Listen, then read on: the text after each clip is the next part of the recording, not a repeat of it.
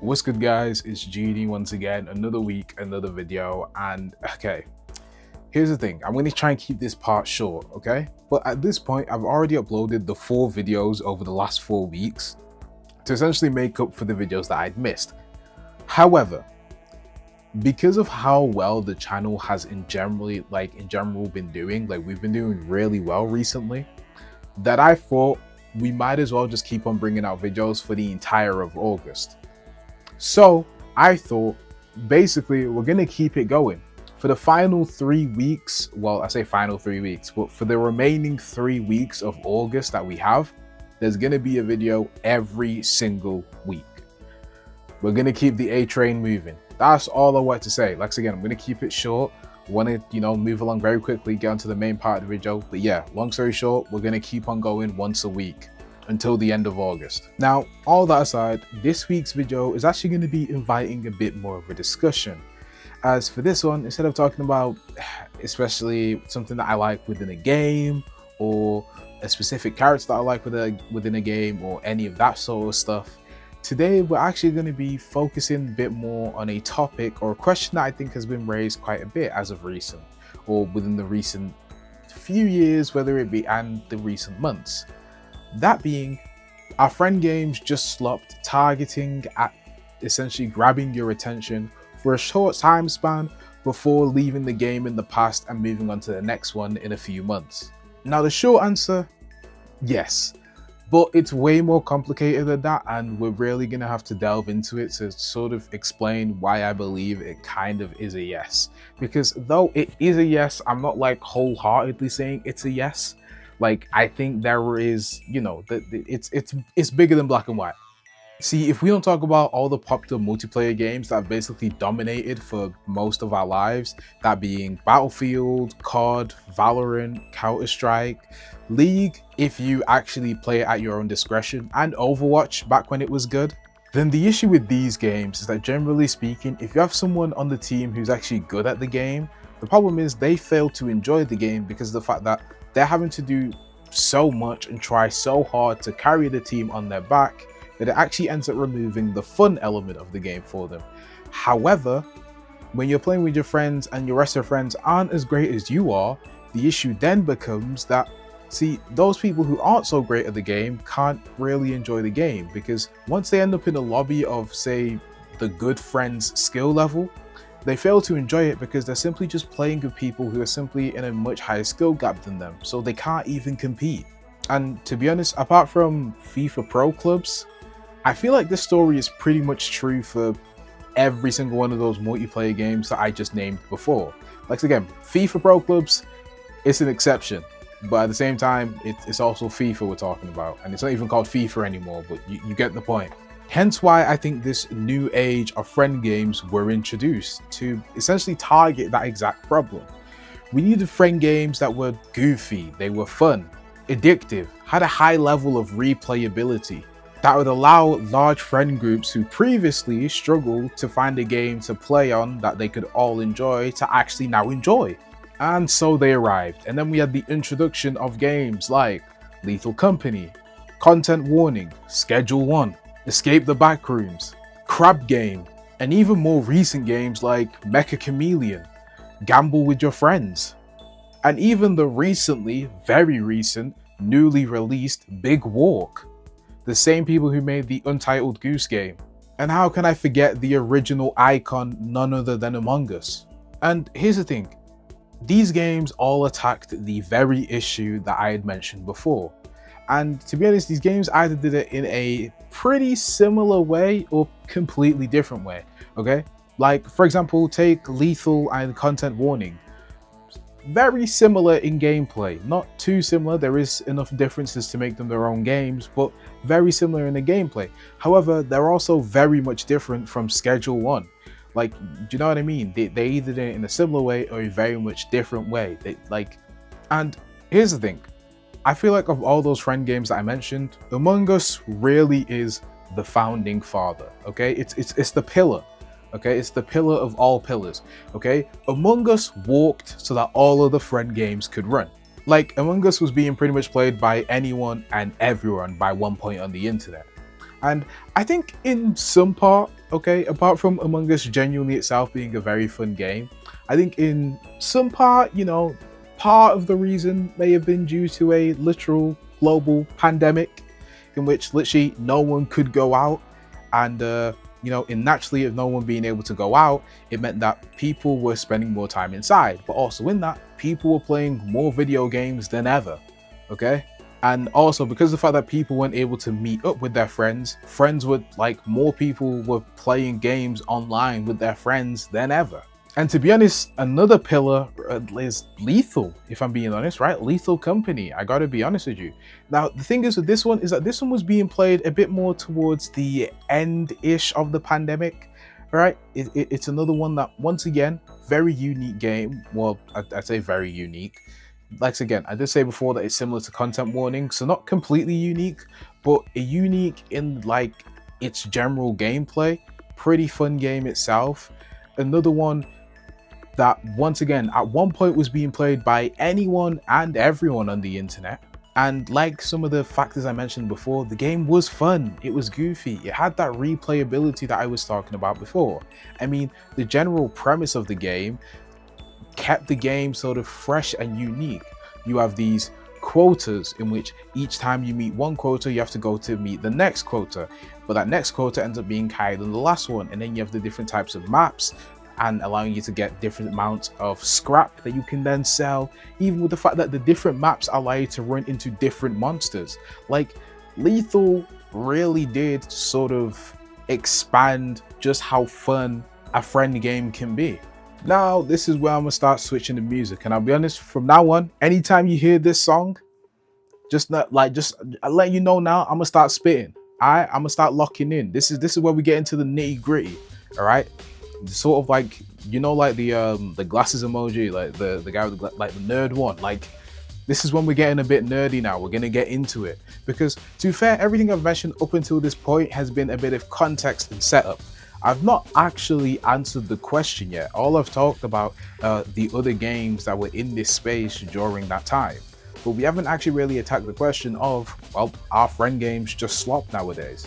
And see, here's the thing. I think of all the objectives that I mentioned before of the game being goofy, funny and whatnot, I think the one that I need to mainly look at is the replayability. I think that's the highest one of all the ones that I've mentioned that we really need to focus on. Because by having a high level of replayability, it's what allows big friend groups to keep on coming to that game and playing it again and again and again. See, replayability is something that is in all multiplayer games, right? Like I mentioned before, Valorant, Counter-Strike, COD, Battlefield. Replayability is across the board in all multiplayer games. The gameplay stays very much the same the entire time that you're playing it. And like I say again, it isn't just for multiplayer games. Replayability is in more or less every game, okay? But it's most prominent in those multiplayer games. Heck, even in the top played games in the Steam charts, Counter-Strike 2 is currently, as of recording this and the time that I wrote the script, Counter-Strike is currently the most current played game on Steam. With, at the time of recording this, it actually having just over 1 million current players. And yet, the game's system stays pretty simple and consistent throughout the entire time, with it consisting of a variety of maps in which you play on those maps, in which what you do on those maps is you essentially, one team becomes the attacker, the other becomes the defenders, in which each round you have to smartly and wisely spend your money, and in doing that, the attacking team has to go on site and plant the bomb on one of the selected bomb sites, and the defending team either needs to kill the enemy team before they actually plant the bomb, or when the bomb is planted, defuse it, whether that means with them being, the enemy team being alive or dead. That's more or less it.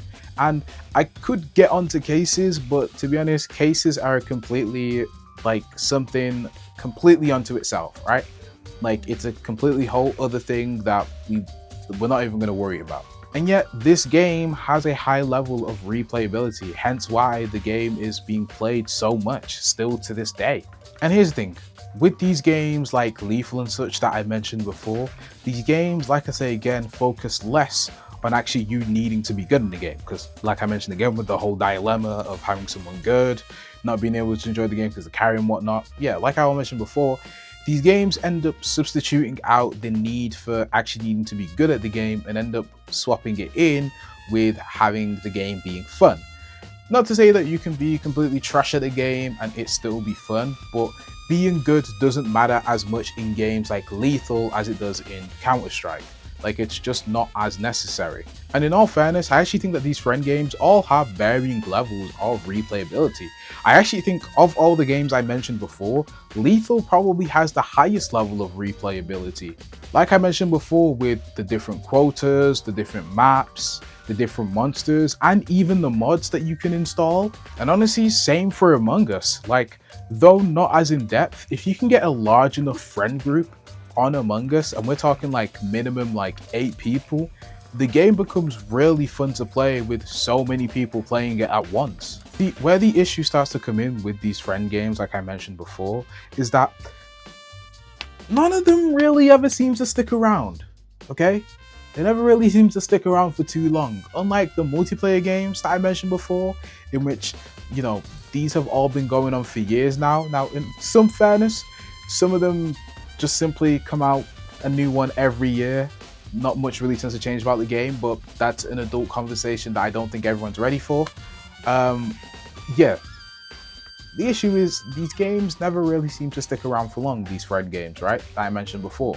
And excluding the rare occasions of Lethal and Among Us, like I say again, they don't really tend to last any more than a couple months.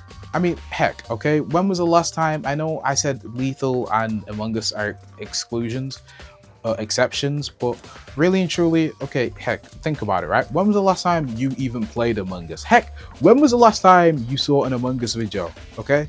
Or even saw someone upload a new Among Us video?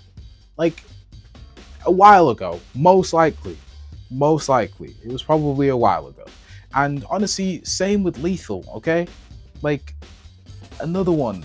When was the last time you watched one? In all fairness, I do watch Lethal videos. I've mainly watched, like, I watch RDC. So anytime that RDC play it on their live stream, if I don't catch it in the live stream, I watch it on their RDC live channel. But like, yeah, like, they're probably the only people I actually watch still play Lethal. But then there's Schedule 1, okay? That was a game that very much did not wait that long, all things considered. Right? After a while, people got bored of playing it, which is honestly, like, it happens with these friend games, which is crazy because, like, the developer is still rolling out updates and patch fixes for this game to this day.